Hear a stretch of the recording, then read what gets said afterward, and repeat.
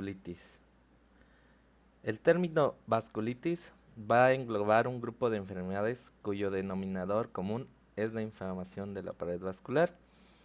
Vamos a tener que, dependiendo de la localización de la inflamación de los vasos, en el que puede ser de distinto calibre, va a dar lugar a enfermedades de variada expresión clínica y que también nos van a dar una diferente variedad. Para ello vamos a tener una clasificación por el tamaño de los vasos.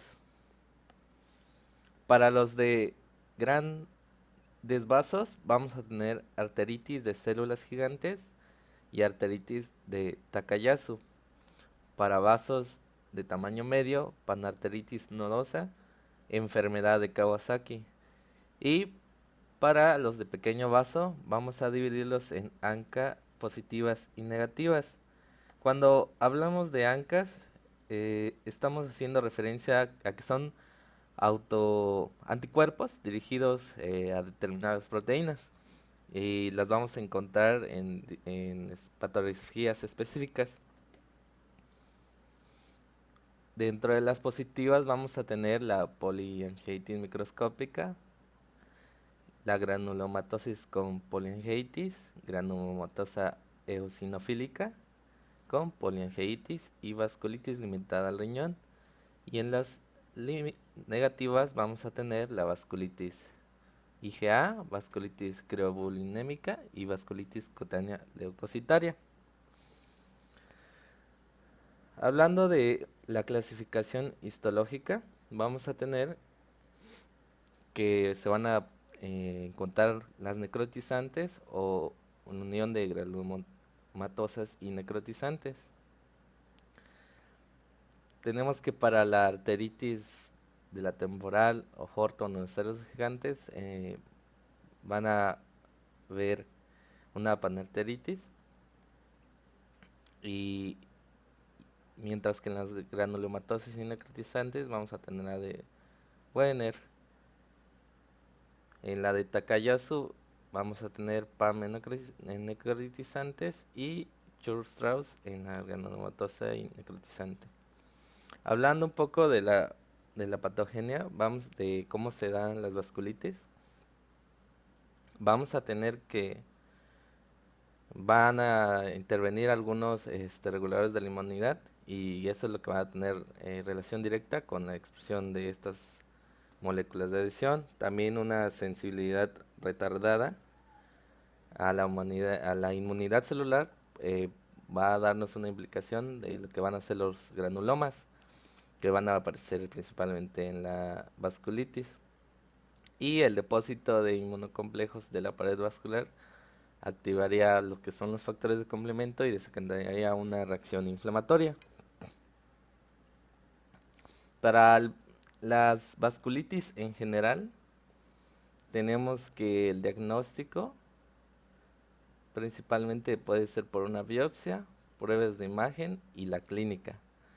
Pero el diagnóstico es principalmente histológico.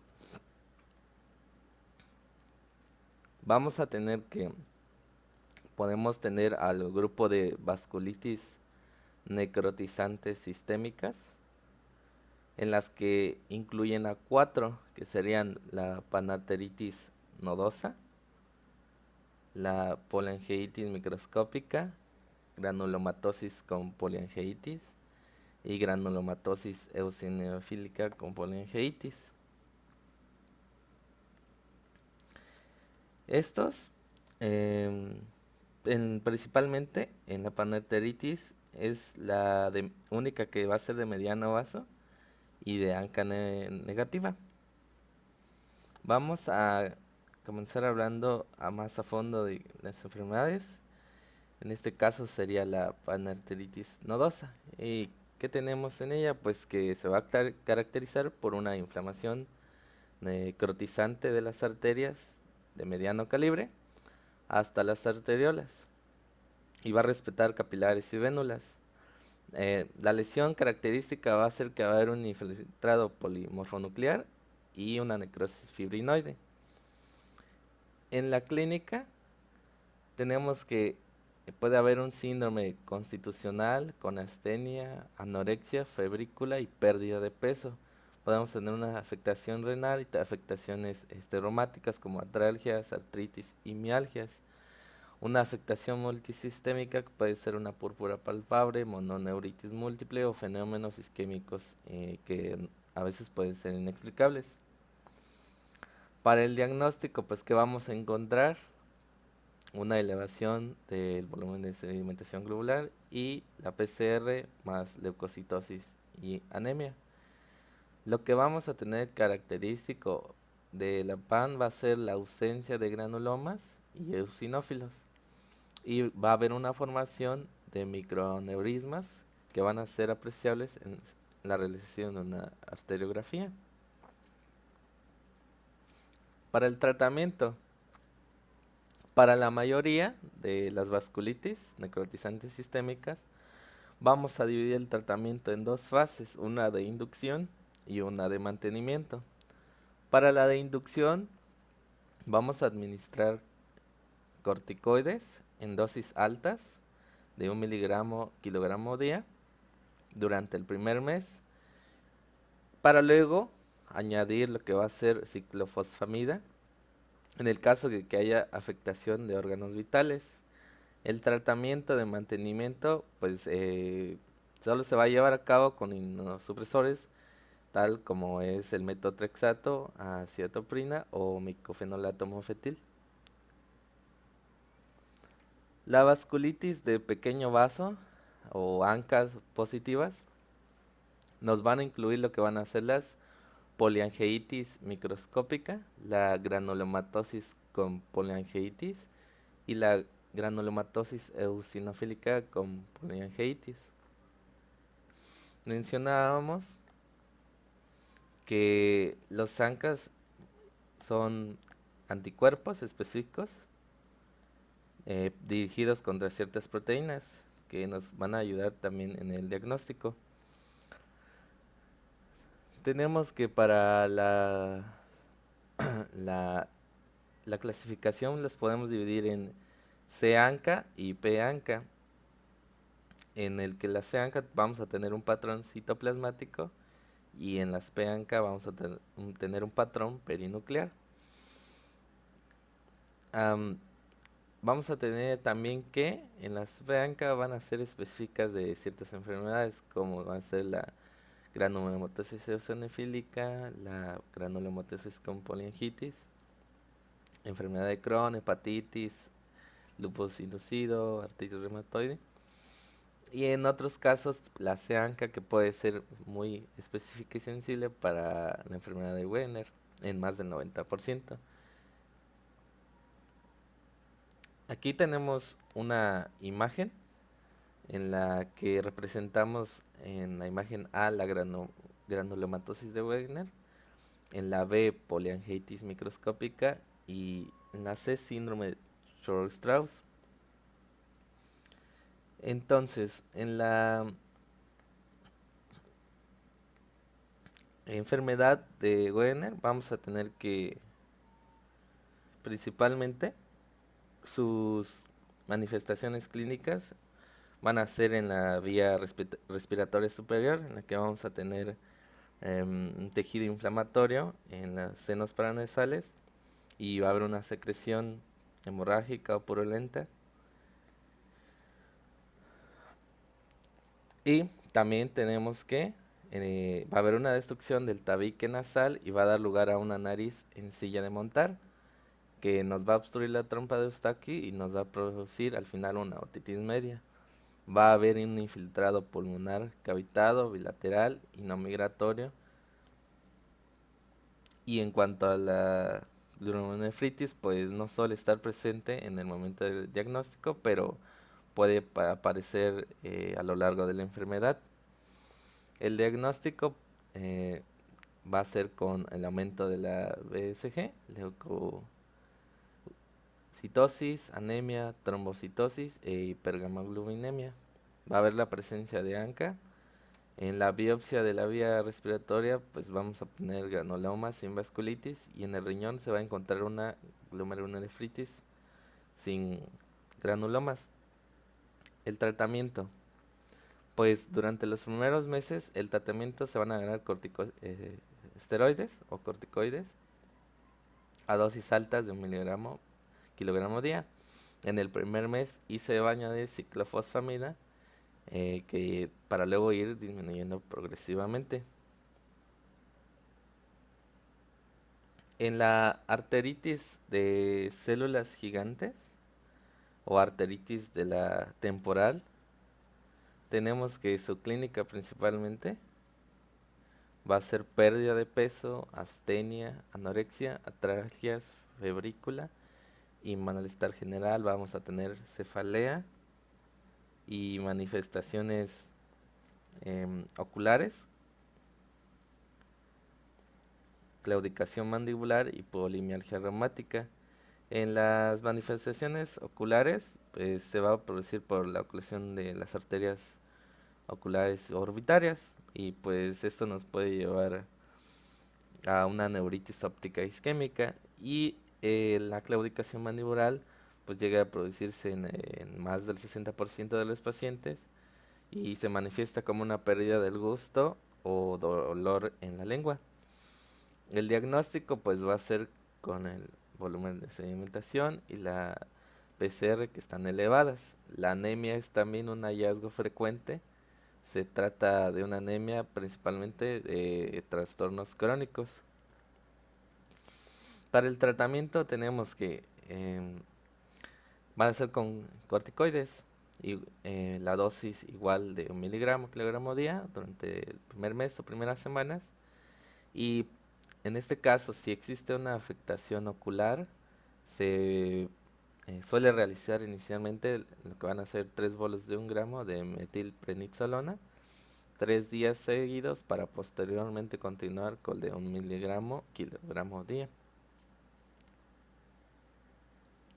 En la arteritis de Takayasu, pues vamos a tener que se trata de una enfermedad inflamatoria crónica que pues principalmente va a afectar la aorta y a sus ramas principales. Y va a producir síntomas isquémicos. Suele afectar más a mujeres menores de 40 años. Dentro de su clínica o fase inicial podemos apreciar que pueden aparecer unos síntomas sistémicos, la presencia de inflamación subyacente con fiebre y malestar y astenia. Y posteriormente vamos a tener una fase oclusiva en la que se van a producir los síntomas derivados de la hipoperfusión de territorios distales de la arteria afectadas, como son la arteria subclavia, arteria carótida, el arco aórtico y raíz aórtica, y arterias renales. En el diagnóstico, la exploración física suele mostrar asimetría de pulsos, especialmente radicales, y soplos en las arterias afectadas. Los datos del laboratorio pues no son de tanta utilidad, pero reflejan leucocitosis, anemia de trastornos crónicos y elevación de BSG y PCR.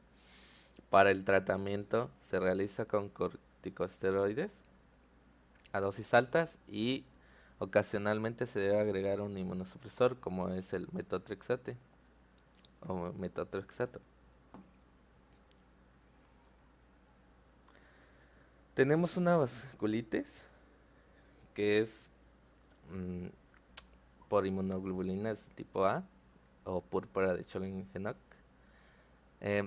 Tenemos que en esta enfermedad también se puede llamar púrpura anafilactoide, y se va a agregar a la clasificación de las vasculitis cutáneas, dado que sus manifestaciones principalmente son cutáneas y tienen una histología similar. En esta principalmente va a afectar a la que sería la población infantil y adultos jóvenes, y puede ser en cualquier edad, más frecuente en varones. Tenemos que la enfermedad se va a producir por el depósito de inmunocomplejos formados por IgA. Dentro de las manifestaciones o la manifestación inicial que vamos a tener y que va a ser constante va a ser la púrpura palpable no trombopénica en glúteos y miembros inferiores, clásicamente respetando la piel del abdomen. En más del 60 al 90% de los pacientes desarrollan síntomas articulares, generalmente limitados a atralgias, y algunos individuos pueden presentar artritis en tobillos, rodillas, carpos y pequeñas articulaciones de las manos. En las manifestaciones gastrointestinales podemos tener un dolor abdominal de tipo cólico, náuseas y vómitos. En la patogenia tenemos que la enfermedad decíamos que se va a producir por un depósito de inmunocomplejos formados por IgA, y esto nos va a dar junto con la clínica el diagnóstico. En el tratamiento, la enfermedad suele ser de un curso benigno, incluso sin tratamiento. Y para el tratamiento pues se realiza con corticoides durante un periodo limitado, solo si existen síntomas abdominales o articulares intensos. En las vasculitis predominantemente cutáneas, vamos a tener que vamos a encontrar una lesión cutánea em, característica, que puede ser como la púrpura palpable en extremidades inferiores. Estas lesiones se pueden convertir en vesículas, ampollas e incluso úlceras. Otras manifestaciones cutáneas pueden ser urticaria, nódulos, lívido reticularis y úlceras o vesículas. El diagnóstico pues se va a realizar con una biopsia cutánea, y el tratamiento pues generalmente no requiere tratamiento y solo es reposo y elevación de las extremidades. Si se requiere un tratamiento se puede realizar con corticoides a dosis bajas. En el síndrome de Behçet o Behçet, pues es una enfermedad crónica, multisistémica y de carácter recidivante. La presencia de úlceras orales dolorosas recurrentes se va a presentar en la mayoría de los casos. Dentro de su manifestación clínica vamos a tener que hay presencia de úlceras orales, úlceras genitales, una afectación ocular, una afectación cutánea y manifestaciones articulares, como puede ser la presencia de artritis franca, que no es deformante ni erosiva, en rodillas y tobillos.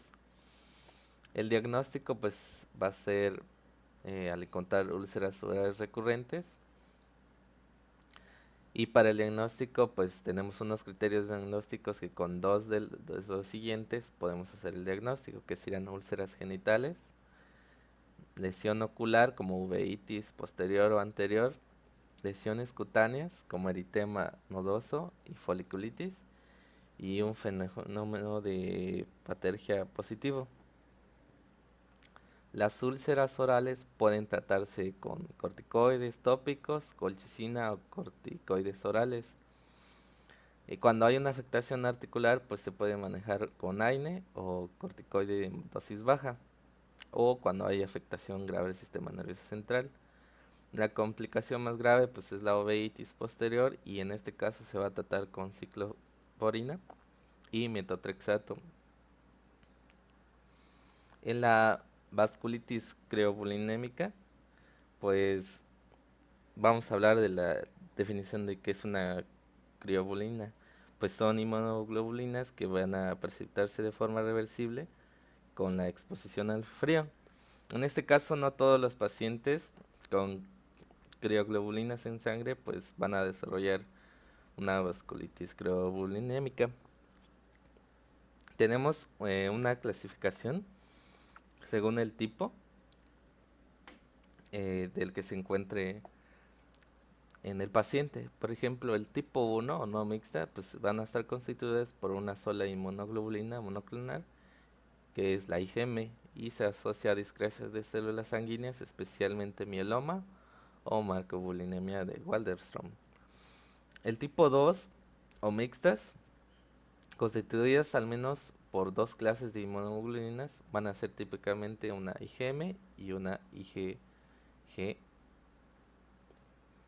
En las manifestaciones clínicas más frecuentes vamos a tener que son las cutáneas en forma de vasculitis purpúrica de extremidades inferiores, o por fenómenos como la exposición al frío, como el Raynaud acrocianosis o liberticularis. También podemos presentar artralgias, mononeuritis múltiple o glomerulonefritis. El diagnóstico va a ser con un dato analítico característico, que es la presencia de crioglobulinas, y podemos encontrar el factor reumatoide positivo y el consumo del complemento. El diagnóstico pues también podemos hacerlo con confirmación histológica. Para el tratamiento, la terapia con corticoides y inmunosupresores eh, va a ser lo ideal, y eh, el tratamiento con plasmaferesis va a ser en caso de que sea una vasculitis grave.